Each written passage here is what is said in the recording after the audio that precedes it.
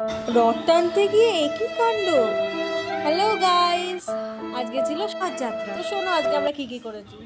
তো গাইস এখানে দেখতেই পাচ্ছ যে আমরা সবাই বেরিয়ে গেছি রথ টানবো বলে। এই যে আমাদের ছোট্ট রথ, আমরা এবার এগোচ্ছি। হালকা হালকা ঝিরিঝিরি বৃষ্টি পড়ছে, তাই জন্য আমরা ছাতা নিয়ে নিয়েছি। এবার আমরা এগোনো শুরু করেছি। বাড়ির থেকে বেরোবো, কিন্তু রাস্তার যা অবস্থা, রথ ঠিক করে চালানোই যাচ্ছে না, তাই জন্য আমি কোলেই নিয়ে নিলাম আমরা।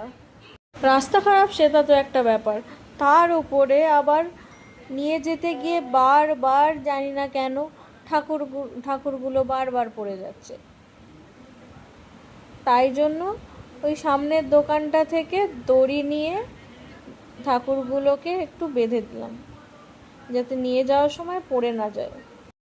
সো গাইজ, এই যে আমাদের রথ, এর মধ্যে আমাদের ঠাকুরগুলো আছেন যেনাদেরকে বাঁধা হয়েছে, কেননা রাস্তার অবস্থা খুব খারাপ আর বেনেরা বারবার পড়ে যাচ্ছিলেন।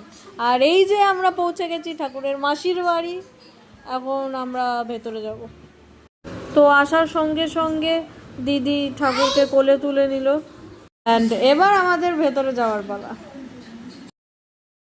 তো গাইজ ভেতরে গিয়ে আমরা একটু বসলাম কিছুক্ষণ, অনেক গল্প করলাম, অনেক আড্ডা মারলাম আর অনেকক্ষণ খেললাম। আর এই যে গাইজ আমাদের রথ এখন প্লেসড হয়ে গেছে, দুই বাড়ির রথ পাশাপাশি। আর এই যে সবাই গল্প করছে, দেখে নাও, এই যে দুটো রথ পাশাপাশি।